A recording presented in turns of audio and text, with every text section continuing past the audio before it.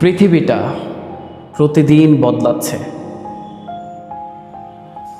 নতুন প্রযুক্তি আসছে, নতুন চিন্তা আসছে, নতুন প্রতিযোগিতা বাড়ছে।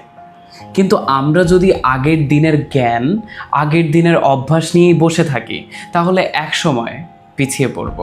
যেমন মোবাইল ফোনে প্রতিদিন সফটওয়্যার আপডেট আসে, তেমনি মানুষকেও প্রতিদিন নিজের জ্ঞান, দক্ষতা ও চিন্তাধারা আপডেট করতে হয়। কারণ পুরনো ভার্সনে বেশি দিন টিকে থাকা যায় না। প্রতিদিন আপডেট মানে কি? প্রতিদিন নতুন কিছু শেখা, ভালো অভ্যাস তৈরি করা, পুরনো ভুলগুলো থেকে শিক্ষা নেওয়া, নিজের লক্ষ্যগুলো নিয়মিত পর্যালোচনা করা।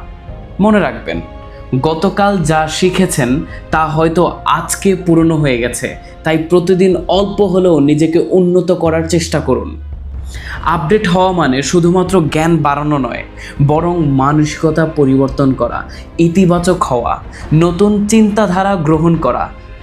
যারা প্রতিদিন শিখেছে তারা একসময়ে নেতৃত্ব দেয়, আর যারা শিখতে থেমে যায় তারা সময়ের সাথে সাথে অচল হয়ে যায়।